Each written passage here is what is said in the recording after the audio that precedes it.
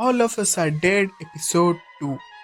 इसकी कहानी भी शुरू होती है कुछ स्टूडेंट्स को दिखाते हुए, जहां पर वो स्टूडेंट्स अपने मस्ती मजाक में लगे हुए थे, लेकिन तभी वहां पर पीछे से कुछ ज़ॉम्बीज आ जाते हैं, जिसकी वजह से वो लोग वहां से भाग जाते हैं। लेकिन इस लड़के को देख के बहुत ज्यादा बुरा लगता है। पता नहीं इसने क्या समझकर अपने पैर के अंदर एक ट्रैफिक कोन को घुसाया हुआ है, और पहले से ही इसका वेट इतना ज्यादा है और अब तो इसके पीछे ज़ॉम्बीज पड़ चुके हैं। अब शायद इसे कोई भी ज़ॉम्बी से नहीं बचा पाएगा। फिर हम अगले सीन में सारे टीचर्स को प्रिंसिपल ऑफिस में देखते हैं, जहां पर स्कूल का प्रिंसिपल इन सभी को डांट रहा है क्योंकि उनमें से किसी ने न्यूज में ज़ॉम्बी वायरस वाली बात को लीक कर दिया है, और वो बोल रहा है कि स्कूल के बात को स्कूल में ही सॉल्व करना चाहिए। मतलब सारे स्कूल में ज़ॉम्बीज भर रहे हैं और इसको अभी भी अपने स्कूल के रेपुटेशन की परवाह है। लेकिन फिर भी हमारे मैम ने यहाँ पर हिम्मत दिखाई और सभी स्टूडेंट्स को इन्फॉर्म करने के लिए अनाउंसमेंट रूम के लिए जाने लगती हैं। और यहाँ पर हम वही मोटे लड़के को देखते हैं जिसने अपने पैर में ट्रैफिक कोन को घुसाया हुआ है और अब वो ज़ॉम्बी बन चुका है।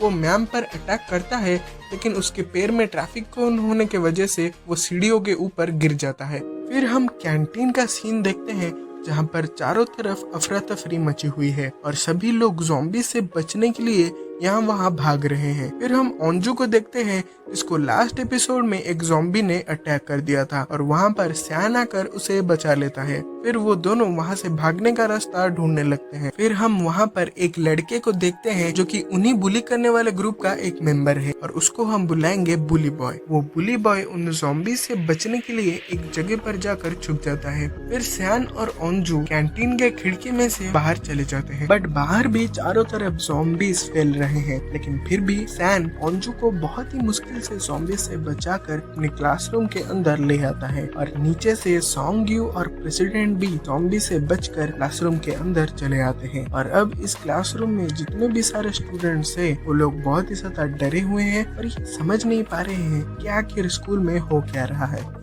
फिर हम मिस्टर ली को देखते हैं, जिनको अब पुलिस ने अरेस्ट कर दिया है। पुलिस के इन्वेस्टिगेशन से हमें मिस्टर ली के बारे में बहुत सारी बातें पता चलती हैं, जैसे कि मिस्टर ली पहले एक साइंटिस्ट थे और उन्होंने एक ऐसा सोल्यूशन बनाया था जो कि इंसान के डर को गुस्से में बदल देता है। उन्होंने ये सारी चीजें इसीलिए की थी क्योंकि जिन्सो को बुली करने वाला गैंग हर वक्त स्कूल में परेशान करते थे, और जिन्सो की हिम्मत को बढ़ाने के लिए उन्होंने सबसे पहले वो सीरम जिन्सो को दिया। लेकिन जिन्सो एक ज़ॉम्बी बन गया और ज़ॉम्बी बनते ही अपने माँ को ही काट लिया, जिसकी वजह से मिस्टर ली हमेशा उन दोनों को एक रूम में बंद करके रखते थे। फिर हम उस लड़की को हॉस्पिटल में देखते हैं, जहाँ पर दो डॉक्टर मिलकर उस लड़की के ऊपर कुछ टेस्ट कर रहे हैं। लेकिन तभी उस लड़की को होश आ जाता है, और जब वो दोनों डॉक्टर उसे देखने के लिए जाते हैं, वो उन दोनों के ऊपर अटैक कर देता है, और अब शायद हॉस्पिटल में भी ज़ॉम्बी वायरस फैलने लगा है। अब हम रास्ते में एक बस को आते हुए देखते हैं, इसके अंदर स्कूल के कुछ एथलीट्स स्कूल को वापस आ रहे थे। वो लोग जब स्कूल में पहुंचते हैं तब स्कूल की ऐसी हालत देखकर वो लोग कुछ भी नहीं समझ पाते हैं।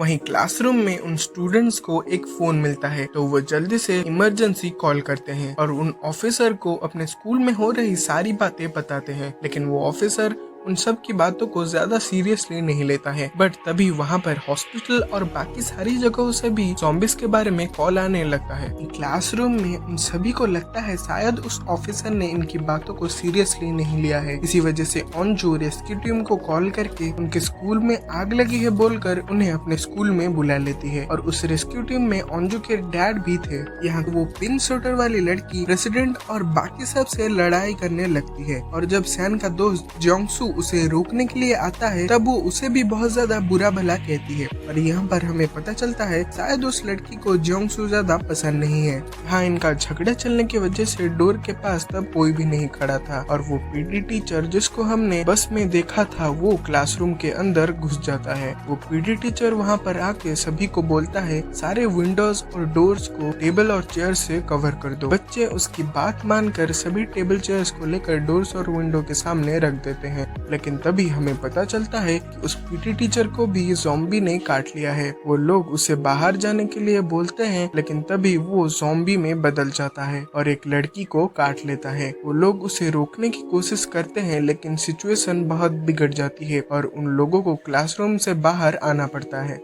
वो सारे बच्चे वहाँ से भागने लगते हैं, लेकिन सामने से भी बहुत सारे ज़ॉम्बीज इन पे अटैक करने की कोशिश करते हैं। लेकिन हमारा हीरो सॉन्ग यू इन सभी को बचाने के लिए अकेले ही ज़ॉम्बीज से फाइट करता है और फिर वो लोग जैसे तैसे करके लैब तक पहुंच जाते हैं। और फिर लैब में जाने के बाद सभी को याद आता है कि सॉन्ग यू तो ज़ॉम्बीज से फाइट करते वक्त अकेला ही बाहर रह गया है और सभी को लगता है शायद सॉन्ग यू भी अभी ज़ॉम्बी बन चुका होगा। फिर हम स्कूल के गर्ल्स टॉयलेट में हमारी दूसरी कैरेक्टर को देखते हैं जिसका नाम है मीचन। मीचन के साथ एक लड़का और एक लड़की भी उस टॉयलेट में छुपे हुए थे और उस लड़की के बातों से ये साफ पता चल रहा था कि वो भी अब ज़ॉम्बी वायरस से इन्फेक्टेड हो चुकी है। मीचन जल्दी से उस लड़के को वहाँ से बाहर निकालती है और उस ज़ॉम्बी को रोकने की कोशिश करती है, लेकिन वो ज़ॉम्बी वहाँ पर नहीं रुकता है और उन पर अटैक करने ही वाला होता है कि तभी उसके सिर में आकर एक एरो लगता है और हम 2 एथलीट्स को वहाँ पर देखते हैं। अब अगले सीन में हम मैम को देखते हैं जो कि अनाउंसमेंट रूम तक पहुंच चुकी हैं और वो सभी को इन्फॉर्म करने के लिए अनाउंसमेंट करने लगती हैं। फिर जाकर हम स्कूल के हालत को देख पाते हैं जहां पर लगभग चारों तरफ ज़ॉम्बीज फैल चुके थे और वो लोग स्पीकर में आने वाली आवाज से अट्रैक्ट हो रहे थे। फिर हम उन सारे टीचर्स और स्टूडेंट्स को भी देखते हैं जो कि ज़ॉम्बी वायरस से सरवाइव कर पाए थे और हम वहाँ पर उस प्रिंसिपल को भी देखते हैं जो कि ज़ॉम्बी से बचने के लिए अपने टेबल के नीचे बैठ के चॉकलेट खा रहा था। यहाँ पर मैम जो कुछ भी बातें स्टूडेंट्स को बोल रही थी वो सब स्टूडेंट सुन के रोने लगते हैं और ये वाला सीन सबसे ज्यादा इमोशनल सीन था। यहाँ पर हम रेस्क्यू टीम को देख पाते हैं जिनको सिटी से ज़ॉम्बी वायरस के वजह से बहुत सारे कॉल आ रहे थे और अंजू के डैड भी अब स्कूल में पहुँच चुके थे। वहाँ क्लासरूम में सभी स्टूडेंट्स रेस्क्यू टीम के आने का इंतजार कर रहे थे और तभी अंजू की फ्रेंड आकर उससे कुछ बातें करने लगती है। वहाँ बातों ही बातों में अंजू को उसका हाथ बहुत ही ज्यादा ठंडा लगता है और धीरे धीरे उसके नाक से भी खून बहने लगता है और उसकी आंखें लाल हो जाती हैं और वो धीरे धीरे ज़ॉम्बी में बदलने लगती है। उसको देखकर सभी लोग वहाँ पर डर जाते हैं और वो अचानक से अंजू के ऊपर ही अटैक कर देती है, लेकिन तभी फिर से सयान आकर अंजू को बचा लेता है और उसकी फ्रेंड खिड़की के नीचे गिर जाती है। तभी अंजू उसे आकर बचाने की कोशिश करती है लेकिन सयान आकर उसे मार के नीचे गिरा देता है। यहाँ पर अंजू ये सारी चीजें देखकर बहुत ही ज्यादा उदास हो जाती है क्योंकि वो उसकी सबसे बेस्ट फ्रेंड थी जिसके साथ वो हर वक्त रहती थी। फिर थोड़ी देर बीतने के बाद अब धीरे धीरे लैब के अंदर भी ज़ॉम्बीज घुसने लगे थे जिसकी वजह से सयान बाहर से एक पाइप लाकर उसे विंडो में बांधकर नीचे फेंकता है और जोंगसू से नीचे जाने के लिए कहता है। फिर जोंगसू नीचे जाकर अनाउंसमेंट रूम के अंदर पहुंचता है। फिर वो उन सभी को नीचे आने के लिए कहता है और वहाँ से धीरे धीरे सभी लोग अनाउंसमेंट रूम में चले जाते हैं और यहाँ पर इतने सारे चीजें चलने के बावजूद अंजू उदास बैठी हुई थी। फिर हम सॉन्ग यू को देखते हैं जो कि ज़ॉम्बी से बच के एक रूम के अंदर छुपा हुआ था और वो उस रूम के खिड़की से बाहर निकल जाता है। यहाँ पर सयान जैसे तैसे करके अंजू को समझाकर अनाउंसमेंट रूम में भेज देता है, लेकिन उसको समझाने में ही बहुत ज्यादा टाइम चला जाता है और जब सयान पाइप की मदद से नीचे जा रहा था तभी ज़ॉम्बीज लैब के अंदर घुस जाते हैं और सयान ज़ॉम्बीज के साथ ही नीचे गिर जाता है और यहीं पर एपिसोड 2 एंड होता है।